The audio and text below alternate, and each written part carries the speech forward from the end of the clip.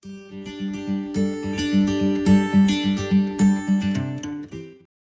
so good morning everyone and welcome back to the Let's Talk Dairy webinar series.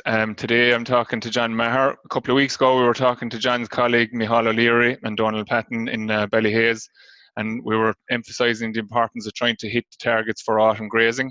And it's a bit of a case of Groundhog Day, John, I suppose, really, in one sense. Micheál showed us figures on that day a couple of weeks ago of how we were tending to be on target in mid-August, and come the 1st of September we tend to be gone off target and tending to be below target generally more so than above target. So Micheál ran a survey on Twitter the other day, and of something in the range of 100 people that responded to it, 52% are actually behind target at the moment. And that's something that you're seeing on your travels around the country doing the grass courses at the moment, with huge variation. So we decided it was important to get to talk to you, and thanks very much, because we were last minute asking you to do this, but it was important to talk about it today, I think, before the horse is gone, basically. So I'll hand over to you, John, just to give us a rundown on the situation in terms of grass and what we can do to rectify it in the short term.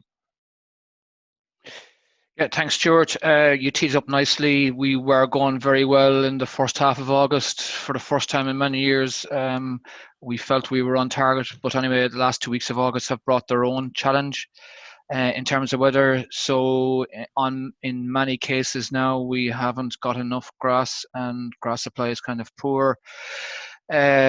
And behind target. I'll come back to that in a few minutes. Rainfall and ground conditions are a challenge in many parts of the country, especially along the western seaboard, and especially on heavy land. And in some places, especially on heavy land, we have very heavy covers of grass that are difficult to graze, or even difficult to access with a mower.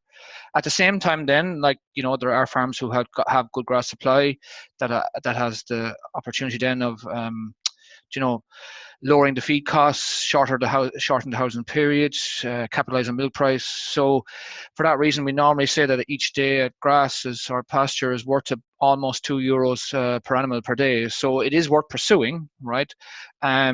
We are a little bit behind. However, if the next 2 weeks were to come favourable, we have a chance to catch up, which we need to pursue.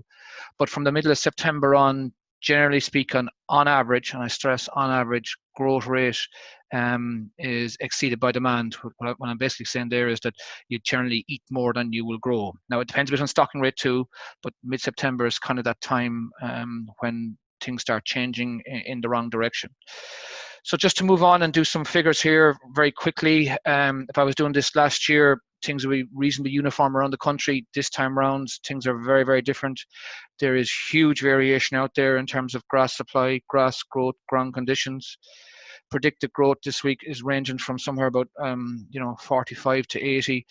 So you have almost double the variation in growth that we normally see, right? Some land is still very, very wet. Some land on the eastern part is reasonable and reasonably dry. There are some cows housed in parts of the country on the western seaboard, and some cows are out full time. Grass supply is very variable for those who have probably too much grass, but mostly we are behind, and we have those who have too little grass. It's funny that some dry farms are short of grass, and some heavy farms have too much grass, can't graze it, can't cut the surplus out due to poor trafficability. So neither cows nor machine can get at it. So even though the farm is in surplus grass, that's what you're dealing with. That's the variation that's there. That's what the weather has landed us in as a result of the last 2 weeks.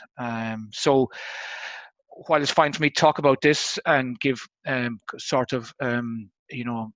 generic advice for the autumn, the variation in supply, the variation in ground conditions is going to make that generic advice very questionable. So it has to be much more targeted, and every location and farm has to assess where they are themselves, right? And even within the farm gate, you'll have variation. So this week I stood on 2 or 3 farms in which 10 or 15% of the platform is just not travelable, for want of a better word, or trafficable, either by beast or machine. So you just need to keep that in mind, and it does affect the grass supply and the management on the farm. Saying that, if we look at just where the average figures are for this week for autumn grassland management and the current grass supply, you see the average farm cover is around 860. Realistically speaking, that needs to be closer to 1,000. The cover per livestock unit is in the 270s. Realistically speaking, it needs to be over 300. The stocking rate is about 3.16. That does raise one or two questions. The stocking rate, there probably are farms that have land to come back in the form of reseeds into the grazing mix, and there is probably places which have been you have late second cut or even third cut coming back into the mix and maybe not put into pasture base yet as land available. So that might give some people a reprieve in terms of grass supply, but as of today we are short. The growth for this week or for last week is around 60. We expect the same around this week, thereabouts, and demand is 50, which has been fairly consistent for the last week or two. Again, that may change if more land comes in, but the swing in growth versus demand is 10 kilos per hectare per day. By 7 days in the week is 70, and that will boost grass supply. But I suppose, to reach the figures, if we are 860 and I need to get to 1,000, I'm short 140. I needed demand and growth to have a swing of 20, not 10. So while we will catch up if growth remains good for the week and demand remains the same, we will still be behind, right? The average level of meal being fed is 2.5 kilos, but there's a fair bit of variation in that. And the average amount of grass is about 15.5 kilos. That's what people are targeting, which gives a total intake of 18. And given the current grazing conditions and the current dry matter of grass, I think we'd need all of that intake. The average free grazing yield is 1840, which is roughly. Will you just elaborate on the dry matter situation there? We'll say in the last couple of days. I suppose I've a slide. If you just bear with me, Stuart, I've a slide coming to that, I suppose. But dry matters are running low. Stuart, you're right to say that. We were 13 or 14, I suppose, in the last day or two where there was no rain. But prior to that, for the last 2 to 3 weeks, we've been running 11s, 12s, at best 13%, which is about 3 or 4 units behind where we normally would be. I've never seen dry matters so low in August in my lifetime anyway. We've had wet days in which dry matters have been low, and I accept that, but to be consistently low day in, day out is of concern, right? The pre-grazing yields is about where we want it to be, but we're just behind a bit on grass supply. I'll come back to dry matter in a minute, Stuart, just bear with me. Okay. This is just a table that Michael's put together on where we are, and we've categorized them by stocking rate. So those around a livestock unit to the acre, cow to the acre, half of them on target. The average farm cover would need to be around 700 or 800, 750, 800, and you can see that by the numbers they are. Right, but when you go to higher stocking rates, 3 per hectare and over 3 per hectare, you can see that they're only around 840, 880, and they need to be up around 1,000. So they're the category that I suppose we have most concern about because they're so far behind. You can see the growth figures are somewhere close to 60. Demand is closer to, I suppose, 45 or 50. But it's not enough of a gap to catch up where we want to be, right? And the average level of meal there you see is around 2 kilos, and the average intake is around 18.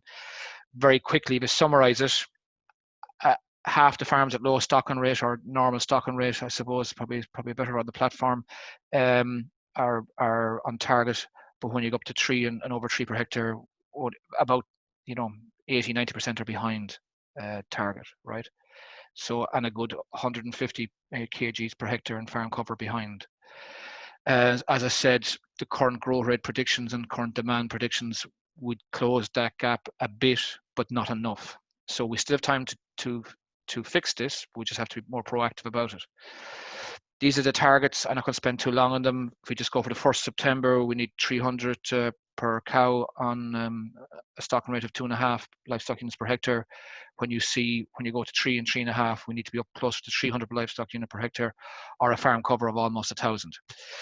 Interestingly, what I didn't put in the last slide, the rotation length is running about 26, 27 days. We need to be closer to 30. So that just indicates where we are in terms of grass supply. We are just not where we want to be. We're a bit short. And John, I suppose the emphasis on the 30, just before you do move on, I think you might be talking about it after, but like Yes. That is 100 acres divided by 30. That's the area Yes, you should be grazing. Like. yes. It's the risk is that people say, Asher, I'm looking back, and that's not the way you do the sum. It's a proportion to farm graze, Stuart, in terms of rotation length. Yes. So if I have 90 acres, I need to be grazing 3 acres a day, right?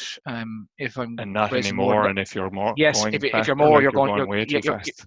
yes, you're going way too fast, and you're going to eat into the cover, and before you know it, your cover will decline. So you need to buy time. And often for people who are behind, we suggest to them, like, maybe the best way for this is for you is you set the farm at 3 acres a day if you're at 90 acres, and you fill the gap with whatever, whether that's meal, silage, some will be zero grass, but you just slow down, right? And that's why I say we still have time here if we can make this work. I just want to make one qualification for those on heavy land. It's fine for me to say those targets. They're generally for people on drier land. On heavier land, especially after all the rainfall we've had in August, we're entering into September not in the best place in terms of saturation of the soil. And with each farm, there's going to be variation between dry paddocks and wet paddocks, even on heavy land. But the heavier farms or the heavier paddocks on the farms, they can't have high cover. We're starting off on the 1st September with soils on many places almost a saturation point if you look at the Met-Éireann data. So we have to be careful. We need dry weather, but the secret here is not let the cover to build up. So on farms that are uniformly heavy, can't let the farm cover go beyond 900 to me, and that's the data we pick up from the heavy soils program. That's what they would tell us. On the wetter paddocks on the farm in particular, that the cover can't go beyond 2000. And it's strange to say this, but on the heavier farms and particularly where the wetter paddocks are, you need to graze them more often and go to shorter rotation lengths to make sure the grass does not get away on you on those paddocks. You get a dry spell of weather, in you go, irrespective of whether the cover is 1000 or 1800. You take that advantage of the dry weather and get those under control. And of course, closing up begins on earlier on heavier farms as well. Where we are behind, some are able to induce reseeded areas back in to increase grass supply and thereby lower the stocking rate and bring in more grass. Some places will have silage ground coming back, which is great. Some farmers are able to remove replacements, be it calves or heifers, off the platform. Some will have to increase feed. The average level meat feeding is 2.5 kilos. Certainly, if we could keep the growth well above demand by 10 or 15 and then feed a small bit more, that would go a long way to rectifying the deficit that's there. Some will have to feed silage because they're so far behind, particularly at higher stocking rates. Not what they want to be doing, but what they should be doing. And some have the option of removing the culls or the nut and calf cows out of the system, and that will lower the stocking rate and increase grass supply as well. The reality is, to me, in this is that, it's probably a combination of a few of these that will get you out of it rather than one silver bullet. Okay. Yeah. Okay. So John, there's just a question there, and I know you had a debate with a group about this earlier in the week as well. You were saying if you're running behind target, is it worth removing the empty cows? Now we'll say in terms of, I suppose, the financial, obviously from a grass point of view, if you take out, reduce the stocking rate, reduce the demand, and the growth stays where it is, you're going to help build the grass. But from a financial point of view, the debate is always there. Is it the right thing to do to remove the empty cows? Yeah, and you can make economic cases for both arguments. It depends on the price of the cows and how long you're keeping, all those kind of things, right? And I've done this many times, and you could swing it both directions because you are talking about the marginal side of things. However, what I would say when you get down to practicalities, if I was short of feed, if I was short of feed space, if I was short of slurry storage, if I was in trouble with nitrate derogation, if I didn't have help, right, all those things would suggest to you, these animals should go sooner rather than later.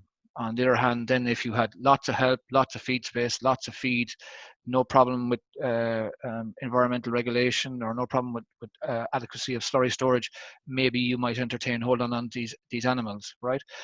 However, I will come back to the fundamental thing. If you're a small bit short on grass supply, I think there's other things we can do here, Stuart.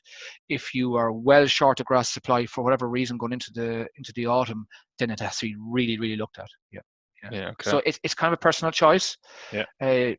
economics are not massive in either way, but if the practicalities are wrong and you're well short of grass, then removing the culls and not in calf cows has to be one of the strategies. Yes. Okay. Okay. Yeah. And actually, the trade for dairy stock is actually quite good. Excellent at the moment. Yeah. Yeah, and people need to maybe capitalize on that, and boost grass supply on the farm and make life easier, especially if you have other practical issues on the farm that are going to work against you with carrying these animals later on. So, Stuart, back to the question you asked about pasture quality, right? In fairness to Brian McCarthy and his colleagues in Clonakilty, they went and analysed the grass thoroughly here in the last week or so.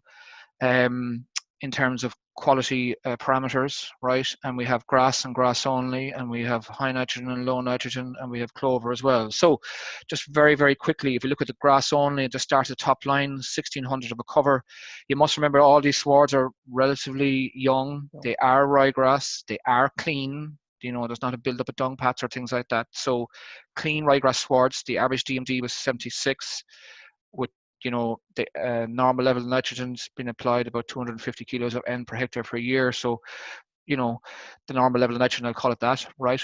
It was 18% protein, 0.96 UFL, and I suppose all those things broadly make sense to me from what I can see. The dry matter is the sting in the tail, Stuart, that you touched on earlier, 12.5%. That should be 15 or 16. So dry matters have been low and consistently are low to the Moore Park lab, no doubt about that.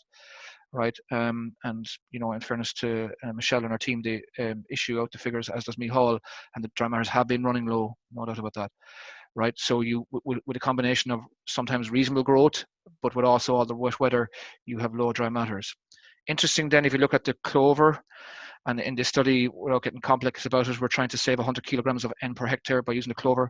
We have a similar pre-grazing yield of about 1,500. Clovers making up 11% of the dry matter contribution of the sward, but you can see straight away there's a boost in DMD by almost 2 units. The protein is higher, and that's what you'd expect with clover. The UFL is higher then by default because of higher energy values and higher DMDs. We're 0.98, but the swing, I suppose, is the clover by its nature is a lower dry matter plant, and you can see then there's a reduction in dry matter content by 3%. And if you look at the others, then you can see. Yeah, there's a question here then, John, relating to what you're alluding to there. At what pre-grazing cover does the grass quality start to decline? So if your average farm cover is 1,200 and your pre-grazing has gone to 2,400, is it too high? No, yes, I accept as covers get higher, the risk of sward deterioration is greater. Saying that, Stuart, as you know, right, I go into fields and there's 2,000 of a cover and they're green from head to toe, right?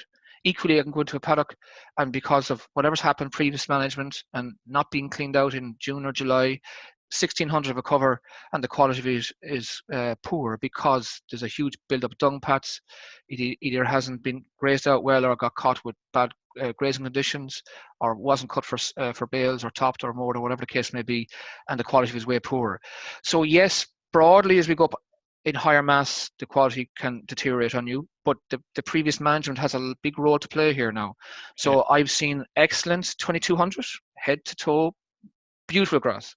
And I've seen 1,600 and you'd love to take a mower to it. So, right, you have both cases, but yes, I suppose, Stuart, the risk is if we go to long rotations, high cover, and what I call canopy closure, and the weather has led to canopy closure, which means that the grass is leaned over on its side, it has closed over, so there's no wind, no air, no sunlight getting down, and the yellowing and the whiting of the base is starting to start prematurely. And when you get that, then and the cows go down there, it's not as palatable, and then you get rejection. And when you get rejection, then you don't graze outright, and then you have to face this again in October, probably maybe even late September, and again in November, and you're fighting this battle. If you don't clean it off in October, November, you'll face again to it next spring. And as people will tell you, you could end up fighting this till next May or June. Right. Mm-hmm. So the importance of getting the swards cleaned out is, which I'm going to touch on in a minute, is key. The weather condition makes that difficult. I think it brings back strip wires to me, and most people are using them in different forms, but try and get the paddocks clean out. If you did a good job of cleaning the sward out in June and July, after the drought in many places, then you have a sporting chance of getting a reasonable clean out in the autumn. But with conditions at the moment, if you don't have a clean sward, the quality figures here, the UFLs will drop, and the DMD will drop, right? And performance will be poorer. Yeah. So, I suppose, look, I'm not going to dwell too long on this slide. It's obvious that the clover in this contribution to the sward is improving the DMD, improving the UFLs, improving the protein, but the dry matter content is lower of the sward. And let's be clear, dry matter contents, irrespective of clover or not, have been lower than normal anyway, and that's posing its own challenge. Like, at times, animals are discontent in the field, even though the sward quality is good, even though they're appear to be adequately fed, but on wet days things can get difficult. One of the downsides of introducing silage or another form of forage is that it can, particularly where the cover is high and the quality of the pasture is poor, it can affect the ability or the appetite of the animal to graze out well. I think if you're feeding additional forage, if you have leafy grass from head to toe, from top to bottom, the effect of feeding another forage is not as bad compared to trying to feed a forage and another forage, and then trying to graze a sward of, I don't know, 1800 or 2000, and the quality of it poor because of previous management, you know. Yeah. So I will stress in this case the swards are clean, they are medium cover, they are leafy from head to toe, and they do have clover in them. And that's just to be clear about the quality side here. Okay, so there's a good point here, I suppose, John, that we would have touched on before, but Conor Creedon is saying, does it mean that all paddocks should get a run of the moor at some stage during the summer?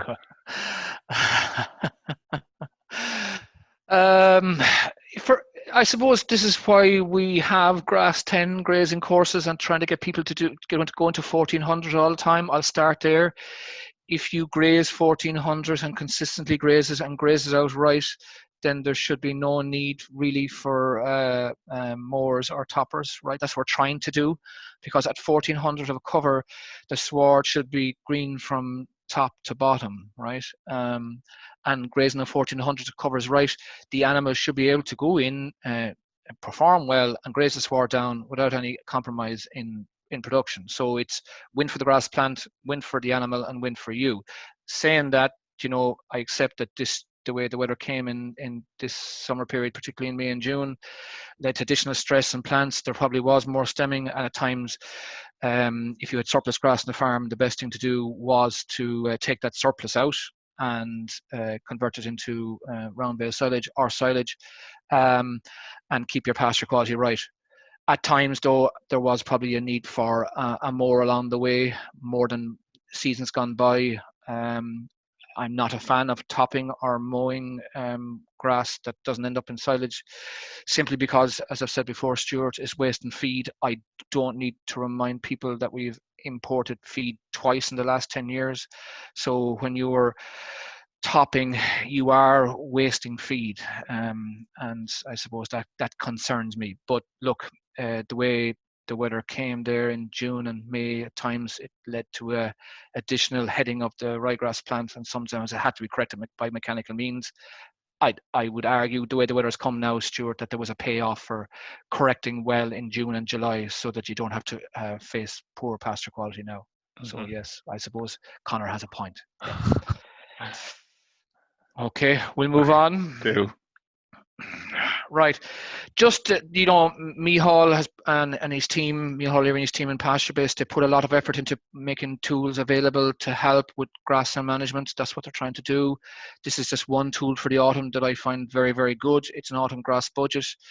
If you go down to the menu on the left hand side, you see the budget section, and there's a fodder budget for the feed side of things, and there's a grass budget for the grass side of things. Just as an example of a budget I did for a farmer with the farmer this week. And you can see here that it just has the hectares, the stock numbers, what intake we target. This farm was running behind, therefore the meal there in the last 2 weeks of August went up to try and catch up on cover and keep things on target, right? And it runs right the way through August, September, October, November. And look, this farm wants to end up with a farm cover on the 1st of December around 700. At the moment, they're running ahead. You can see the target farm cover 695 at the bottom of the screen. But what the farmer will do will use this to track where they are, and if they're behind they act, and if they're ahead they act in management, right? So obviously if they're ahead, they can reduce the amount of meal being fed. Obviously if they're behind, they could bring in a bit of meal to boost things, and that's what happens here. This farm does have some heavy land on it, so the meal feeding was necessary to keep grass supply on track, because growth dropped from the 60s into the 50s and 40s, and I suppose that was of concern to him that would keep going. So the meal feeding helped keep the animal performance good, but also helped build cover on the farm, and the budget will help you do that. It's a trial and error process. It takes a while to learn how to use it. Some people do a worst case scenario and a best case scenario. They might do 2 or 3 budgets. I'm only asking for one, but it does help you highlight, where trouble, deficits, surpluses may arise, and it allows you plan better, right? I think that's the most important thing, right? Yeah. So this farm is going to peak in grass supply towards the early October, and that's the way the farm is working towards. It's above where they want to be at the moment. They want to be 1100, so they will act accordingly, All right, so I know when the weather is going to prove this weekend that the meal feeding is going to reduce on this farm, right? That's the plan, to get the covers back on track. Yeah. Okay, there's a tool there. Okay, we're trained by numbers, Stuart. Some people like visuals. There's a visual here as well. You can see the green line here on the left-hand side. That's the actual cover on the farm. The blue line is what's happening at the moment, and the red line was target. And the idea is to keep the green line as close as we can to the red line along the way. That's what you're trying to do. For those who like the visual assessment, this does that as well in that grass budgeting tool that Micheál and his team have created. Well, I suppose it's useful, John, from the point of view of the numbers. We'll say when you can get blinded by the numbers early in the budget, yes, so it can be useful just to see what changes do impact for you. Yeah, it's similar to the principle of the grass wedge. Some people can manage numbers. Some people prefer visuals. This is a picture of the grass supply for the autumn, and you're trying to keep close to the red line. That's what you've set yourself out at. This farm its target is the 700 on the 1st December. That's what they're aiming for. They are compact calving herd, and they need the grass in the spring, and they're going to be stocked somewhere about 3 per hectare overall. So they need grass in spring. That's the aim of this. And this gives a visual picture of grass supply on the farm, similar to the wedge. Yeah. So we have, it's nice. Some people relate to numbers, some people relate to pictures, some people relate to both. But for those who want pictures, this is handy. Yes, it's handy. All right. There are about 500 budgets created already, which was a big jump on last year. It's great to see that. So on pasture base, we expect that number will climb, which is good to see. It just means that they're planning the autumn ahead in terms of grass. So it's good to see. The other then piece of the jigsaw to increase grass supply in the farm, and we are behind, is to look at the whole nitrogen story. We have 10 days left, George, 12 days. Yeah. Spread fertilizer before the deadline closes. This is work done by David Wall and Fox back in 2018, but it's multiple years data, multiple sites, Cork, Louth, Mayo, across the country. I think it's 3 or 4 years data. The date now, just when you see August, September, October, it's the 1st of August, 1st of September, 1st of October. And look, in fairness to the people who put this together, Mark Plunkett and those, it's clear that it's a traffic light system, right? And you can see where we are. So August responses are much better than October responses. And the October responses are in red. And they're in red for a good reason. So again, it's the 1st of August, 1st September, 1st of October. Right, and what they did here was they applied 30 kilograms of N per hectare, or about 23, 24 units, right? And to be clear about it, right, the response in August is good, right? The response in October is poor. I'll start with October. If I just take the cost of fertilizer alone, I'm not going to build in a charge now for the person's time, the contractor, the farmer, or the wear and tear of the tractor and machine. I'm not going to build in a cost, just the cost of fertilizer, right? And we know that grass on average is worth around 7.5 cents per kilo across the year, but there is seasonal variation, right? And these costings in grass are built into the pasture profit index, and if people want to see those figures, you just look for the pasture profit index and it gives you those figures. But very quickly, while grass is worth 7-8 cents across the season. In the spring is worth 16 cents a kilo. In the summer it's worth about 4.5 cents a kilo, and in the autumn it's worth 11 cents a kilo. And it's nothing got to do with milk price, beef price, or any other prices. It's to do with input prices. So, and it's to do with cost of meal, cost of silage, cost of grass, right? So spring grass is worth the most. Autumn grass is worth still a considerable amount of money, 11 cents a kilo, and that's the figures we use here. But very, very quickly, I just take the cost of fertilizer and I just take in protected urea, right, at the current prices, and it's about 75 cents a kilo per kilo nitrogen, and you do all the figures and the sums, and if somebody wants them, we can get through them there in a minute. But very quickly, 10 is break even. That's where 1st of October, break even.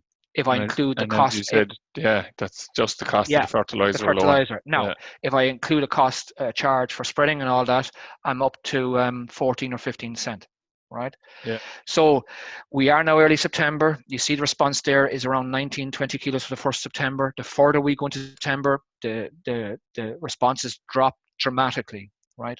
You can almost assume that it's linear, John, by looking at that you graph, can, which means then that if you just do very, very quickly, that if we include a cost for the tractor and the cost of fertilizer, and fertilizer is not the dearest at the moment, to be clear about it. The break even point is the middle of September.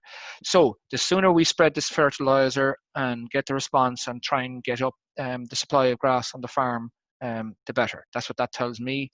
Applying fertilizer, with the weekend coming now and the weather good, by forecast, it's our last chance to try and boost grass supply on the farm, and people should take advantage of it.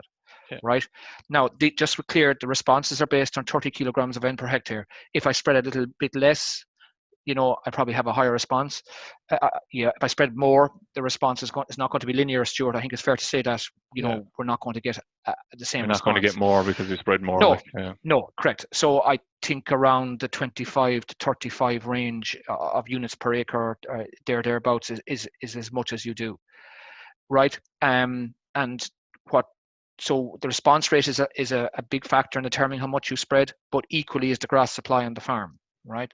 At the same time, we have to be very conscious of our own overall N allowance on the farm, and this will become more important in the future. Right. So if grass supply is behind, I can understand why you would look at spreading a bit more, and given the response rates, you see how much we can spread that makes it worthwhile. Saying that within the farm gate, you're going to have variation across the country, and there's parts of the country that are underwater, and there's no point in spreading fertilizer there. I get that, right? Saying that within the farm gate, everybody can make their own decisions.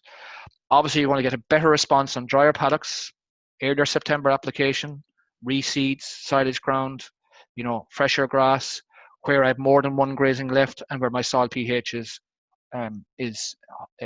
reasonably good. I'm going to get a lesser response on wetter parts of the farm, wetter paddocks, where I go later in September, where the sward is older or where the ryegrass content is low, where I have only one grazing left, and where my soil pH is compromised. So people can make those choices within the farm gate as well, right?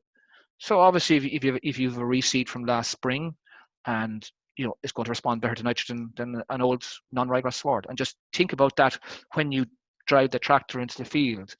Maybe you should spread more on the reseed and spread less on the on the older wetter paddock. We call it that. Yeah. And if you can't travel, well, then you don't go there at all. All right. And unfortunately, parts of the western seaboard, I've seen farms that the paddocks are so poor in terms of grazing conditions and trafficability. You have to say that they probably shouldn't get fertilizer nitrogen at all, because it'll be struggle to get one grazing out of them. Never mind, say two. Yeah. Okay. All right. Look, Stuart, I'm more or less there, unless you want to take some questions now. Yeah, just in terms of just what you said there now, we'll say where grass quality or grass quantity is high and the conditions are gone very poor. What's the way to deal with it in the short term or in the longer? Okay, I suppose if it dries up, obviously, you can get at it and you go back to spring management. But unfortunately, I've stood on farms in which there is a high grass cover on the wettest part of the farm. It's gone well beyond grazing. It's gone off at the base, Stuart. If and if I have a reasonable supply of grass on the farm and I have in excess, I will try and take that out with a mower. but I need to be able to travel now, right? And I hope the weather will improve in September, but there may be patches you can graze, but they mightn't be too bad. But if we have adequate grass supply and we're on target, if we have plenty of grass, and if we, by taking out these paddocks with the mower, which is my preference to do in this situation, and can keep the farm on target, that's what I will do to correct it, right? Okay, so the mower only comes in where I have excess grass in the system, Stuart. I suppose that's what I'm basically saying, and well excess, right? But And are you committing? Are you taking a chance that that's gone then for the rest of the year, John? If you're going to mow it in September, I suppose not completely, right? I'll go through a scenario I did with a farm the other day in which, unfortunately, part of the farm has been underwater, waterlogged, it's dirty. Animals not going to graze out well. Cover's very high, Stuart. So I'll go through the scenario with you here. Mm-hmm. So we made a decision that when the weather improves, we'll have a go at cutting it because we're not short of grass. We're on target. It is without that in the system. It's surplus. It's dirty, right? When we cut it, the recovery will be poor. I don't deny that. But, and here's the big but, whatever recovery will be in it, maybe it'll be 1,000. It'll never be high. Maybe it'll be 800. But it's easy to go in and clean it off. And that's the point. It's easy going and clean it off. You might get cows in there. You might send in the calves. It's leafy. It's 800, 1,000, maybe it's 11, 1,200. That's as most it'll ever do. It'll never get a big high grass supply. It's lovely, leafy and green. You wait for the wet spell, a spell of weather that comes that's reasonable. You can send in the smaller animals if you want. They'll be able to graze it off pretty quickly. Even if there's 400 or 500 left behind, Stuart, it's still green to the base. It's clean. Mm-hmm. The problem is if you don't get to clean it before the winter, it goes into the winter in a mess. It comes out of the winter in a mess, and you will fight it all the way. The other thing too is, like, if it has a low leafy cover, it helps dry out in the spring. Do you know when grass goes through winter of a high cover? We've all seen it has all happened where you have a high cover going into winter, you don't get to graze it. Comes out in the spring, there's canopy closure, wind can't get down, sun can't get down. The closure of the canopy of grass traps in all the moisture, and it's very, very difficult to graze, very, very difficult to clean, very, very hard to get right. Okay, so I will introduce the mower to clean off a paddock where I can have adequate grass supply, meet my targets without having that paddock in the system, particularly where it has been, dirtied by excess water, or where the river has flown in across the land and made it so dirty that it's unpalatable to the animals. But by cutting it very soon, leaves it manageable for the autumn, and green going into the winter, and green coming out of the winter. I accept that cutting takes the energy out of the sward. I don't deny that, but this may be I suppose the lesser of two evils, if that makes sense, Stuart. Okay, so I suppose, John, I'll get you to sum it up in terms of what people need to do. And obviously, as you said at the outset, it's very difficult to give generic advice now, but we'll try. We'll take it that we're behind target. So yeah, we are behind target, and we have 2 weeks to fix it, Stuart. Yeah. Within reason. I don't know what way the rest of September will come, but if we just go by norms, we've 2 weeks to fix it. Yeah, on the law of averages, we're looking at a growth exceeding demand for the next fortnight or so, and after that, then you're not going to be able to gain it back, like. No. So, and the best options are, if you have more land coming in, great. If we have to feed more meal or silage, so be it. If we can get replacements off the farm to boost grass supply on the platform, good, right? And if we have the option to get rid of culls or empty cows or scans at reasonable money, which it is at the moment, then these are all options to boost grass supply on the farm. They all have to be looked at. The bigger the hole, the more they all have to be looked at, right? We need to keep grass in the diet for as long as we can. It's the best feed for the animals to keep the solids up. It's also the cheapest, and with that, then it's worth about €2 per cow per day. So do quick numbers here, Stuart. 100 cows, €200 for every day of grass, 1,500 for the week. You can't let that go. Can't leave it behind you, yeah. Right. The next point then is, like, we have 2 weeks or 10 days left to fertilizer. The sooner we act, the better. We be much more targeted, because the weather we've had, there's parts of the farm will respond better than others, and we have to keep an eye on that and where we get our best response in fertilizer. And that's going to become more important in the future as well. So catch up on fertilizer, try and catch up on grass supply on the farm, right? Because generally we are behind. and beware of the variation within the farm and across the country. Okay. So we don't have any other questions coming in there. So thanks a million, John. You have to get on the road there quickly, so I'll let you off. Thanks a million, and we'll talk to you again. So thank you. Bye. So we'll just going to switch over to Patrick. Patrick Gowing is on the phone. He's out on the road at the moment. So Patrick is going to talk to us about the new entrant to dairying course that's starting next week.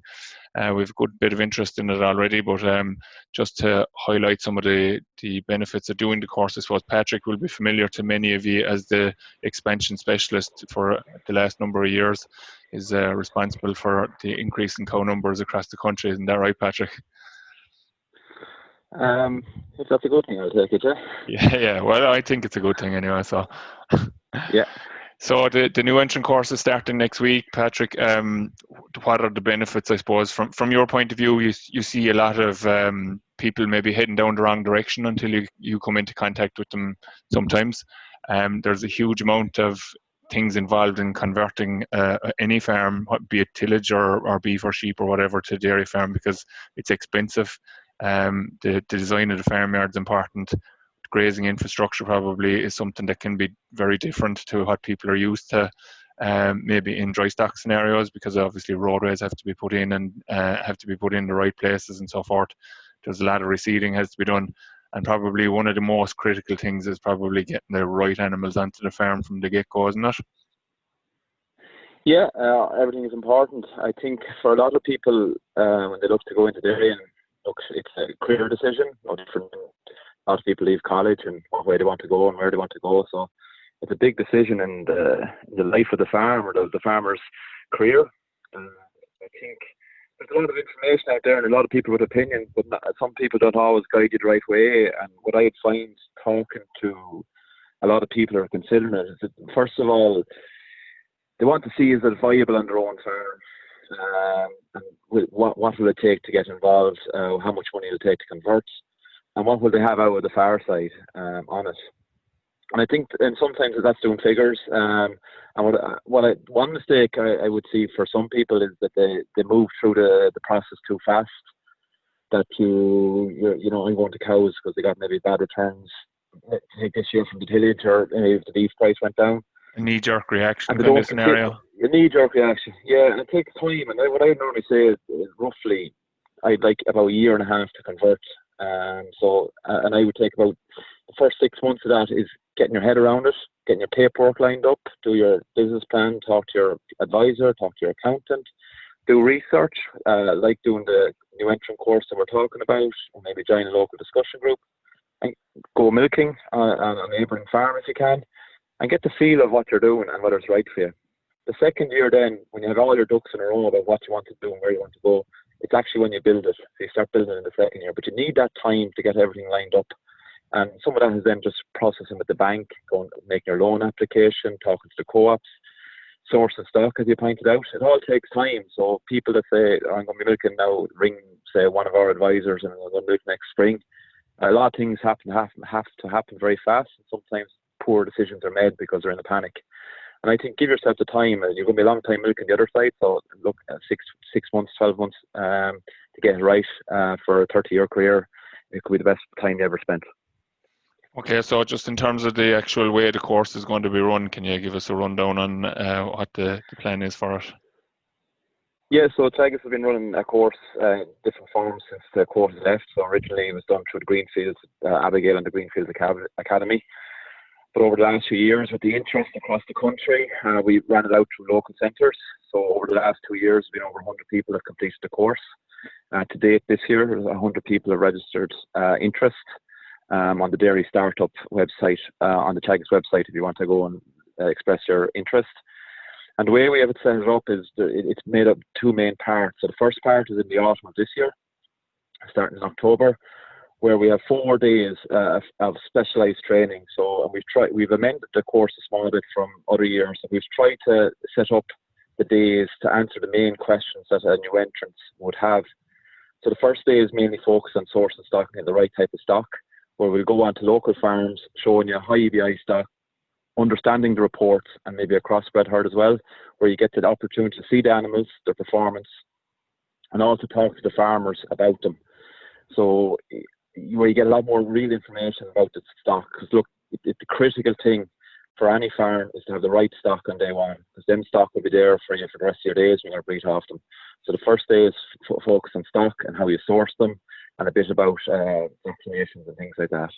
And Patrick, I suppose that just to emphasise the importance of that, like we've seen it with some of the new entrant herds that we've been involved with there in the last few years, like how they're in the top 10% in terms of their figures within the co-ops already, even though they're only up and running with a very short period of time, purely on the back of buying the right stock at the start. Like, yeah, I think it's a huge opportunity for anyone converting to basically skip 30 years of breeding and go in at the top.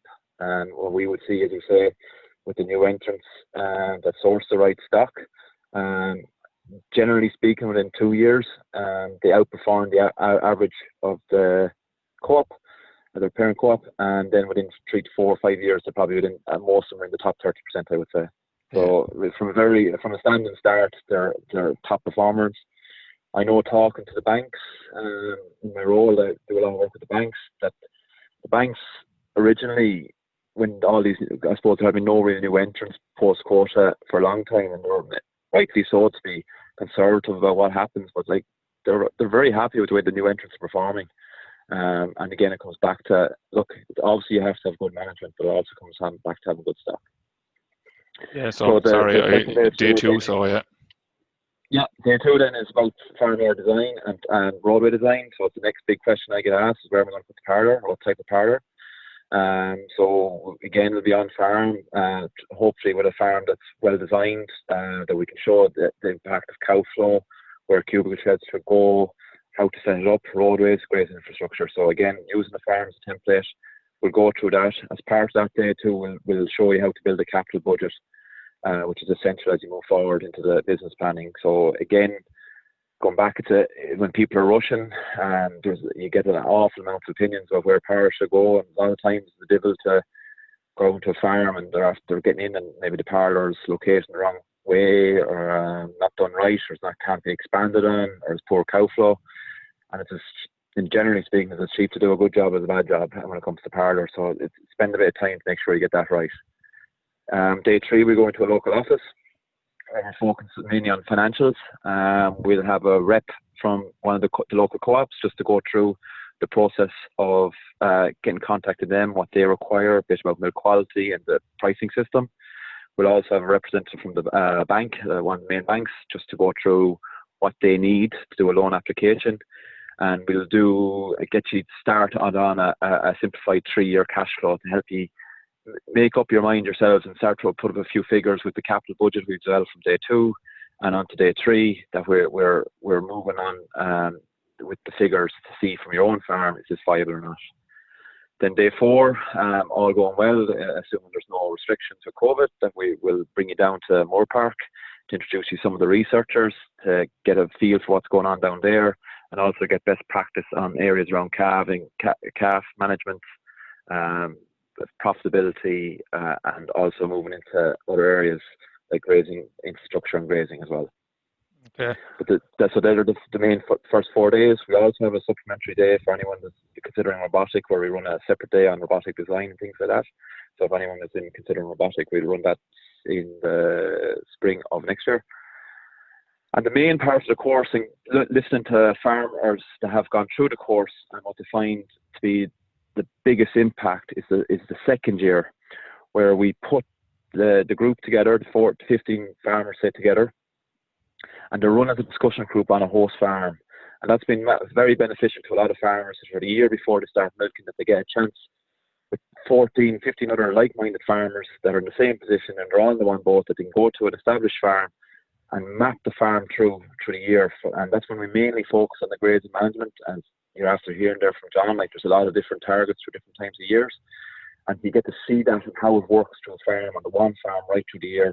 You'll also obviously get other areas around breeding and the key points, vaccination. So it's run as a private discussion group for that group of new entrants on a host farm, and you'll have 10 meetings in the second year to bring you right through the year to give you the best possible chance to minimise, I suppose, any mistakes in the first few years starting milking. And on the last day then that we run is a supplementary day for anyone prior to milking. So maybe the November prior to milking, we go through milking techniques and a bit about milk recording reports with and somatic cell count, just a few practical things to help farmers the year prior to startup, the November or the autumn before startup. So that's the general outline of the course. As you say, you can tune in or you can log on and express your interest either through your local office or go on to the Teagasc website under the Dairy Startup, and there's an expression of interest course there or page there where you can log your interest. It's closing on the 10th of September. And from that then we'll go through the list and we'll try to put it into as many localized regions. So we're not exactly sure of the regions until we see the people through. And then we'll come back to the people and say, look, we're hoping to run a course, whether it be in Cork. There's definitely going to be a course in Wexford, probably one through the Midlands. There's going to be one in Cork and potentially one in Tipperary, Limerick area. We'll give you the details of it, and if you decide to go ahead with it, we'll start that course in October. Okay, so Patrick, it actually even sounds like that if people were considering a large-scale investment in terms of, even if they're established farms, maybe and potentially looking at a large upgrading or extension or something, or expansion of an operation, that it would be worth doing even as well, would it? I think potentially on the first few days where we're doing a lot around design and things like that, I think any farmer could pick up anything. Of course, maybe in some farms, maybe where there's a son or a daughter home, and maybe you might be looking at doing something themselves or just want a bit more. I'm sure why not, to get to see it from the ground up as well. So look, there's a lot of information given out on the course, so if there's plenty to learn. So if anyone wants to learn, it's a huge opportunity. You get face to face with a lot of farmers. And I think the one thing I get from and you'll probably see it yourself, Stuart, is from dealing with a lot of new entrants, there's a great positivity around it. Like, it's an exciting change, and they're farmers, they're up for the fight, and they're ready, they're geared up to go, and they're a great group to get involved with for anyone. Like, because they're very positive. There's a lot of positive stuff happening on their own farms. It's exciting. Obviously, it's stressful and all the other things that go with it, but you know, it's a big moment on their farm, so they're a good group to get involved with. They're usually very open books, and they're willing to learn, willing to listen to everything, and ask very good questions. So sometimes they ask better questions than maybe established farmers, because they're coming from a different place. So yeah, for anyone, I suppose, that wants it, there's no problem. Okay, very good. So thanks a million, Patrick, for ringing in there and giving us the rundown on the course. And as Patrick said, people can log on to the website there to check it up. It's www.teagasc.ie/dairy startup. You can request a call back there, and you can also get some information on the course, or further information on expanding on what Patrick has outlined there. So that's it for today, folks. Thanks very much for tuning in. Looking at the poll that I launched there at the start, it looks like we'll be going for a 10 o'clock start in the future. So we'll talk to you next week. We're formalising the content, just back from holidays there myself, so we're just formalising the content for the next couple of weeks, and that'll be available on the website so that people can see what's coming up. It's been a question that I've been asked a couple of times in the last few days. So if you want to just log on to the website, or just keep an eye on Twitter and Facebook and so forth, you'll see what's coming up next Thursday. We'll talk to you at 10 o'clock. Thanks to Patrick, thanks to John, and thanks to Micheál O'Leary, who put the figures together for John as well. And we'll talk to you next week. Everybody take care in the meantime. Bye for now.